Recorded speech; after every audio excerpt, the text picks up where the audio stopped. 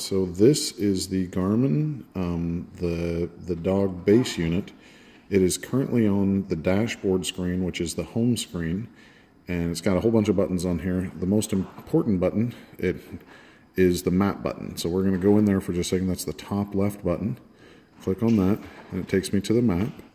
Inside the map, you can see this thing that looks kind of like a hexagon or a pentagon, that square. Inside the middle of that square, right here, you can see a little triangle. That triangle is the GPS, that's the base unit. That's the base unit for this. So wherever this particular handheld device is, that's where that is going to show up. And behind that, you can't really see, but behind that, there are a couple of dogs. So you've got both Shadow and Oreo. You can zoom in by clicking the plus button, one off side, and then you can zoom back out by clicking the minus button. And then you can also track where the dogs have been. Oreo is the red line and Shadow is the gray line. And they'll stay those colors for about 10 to 15 minutes, and then they convert to this teal color that you see behind it. So the way that this works is as the dogs go towards the border, this is that gray line is the border, and as they go towards that border, you can track them, but as soon as they cross that line, it'll start to beep. Connor, can you take it out to the road? So Connor is going to pretend to be our dog for the day, and he's going to run one of the dog colors out to the road. So he's carrying, looks like he's carrying Oreo's collar out to the road. Now if you listen,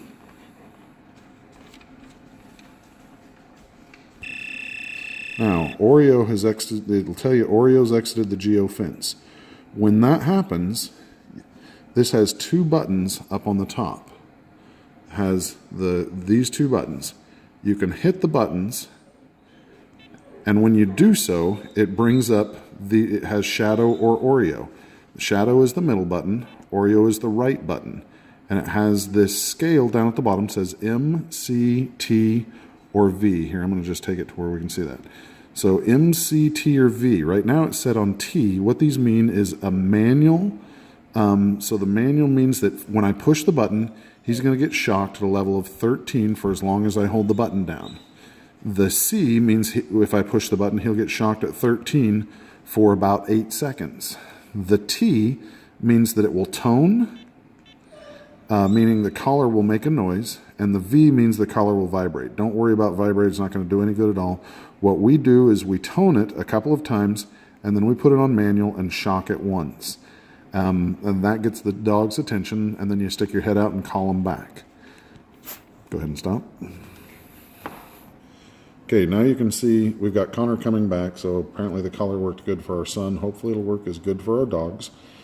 When you're on the different maps, if you hit this bottom left button, the back arrow button, it will take you back to the previous screen and then or back to the home screen, which is the dashboard that I was talking about. And from there you can go back into the maps. The very first level has Shadow or Oreo on it, and you can either get to them by clicking on Shadow or Oreo, or you can get to them by clicking the button above. Now the challenge that you've got is when you click this button above, it will do whatever this says. So if you left it on tone, it's going to tone for them, but if you left it on shock, it's going to shock them every time you hit one of these buttons. Yeah, so don't do that. Yeah. So realistically, the dogs don't need to be out that much because it's going to be very hot and they get overheated. Yeah, so just you can tone it and get them to pay, to get them to come right back. If you need to, you can shock them to get them back. But by and large, they've been learning to stay away from the fence or the border, and so you just have to keep this on you. And I think that's about it.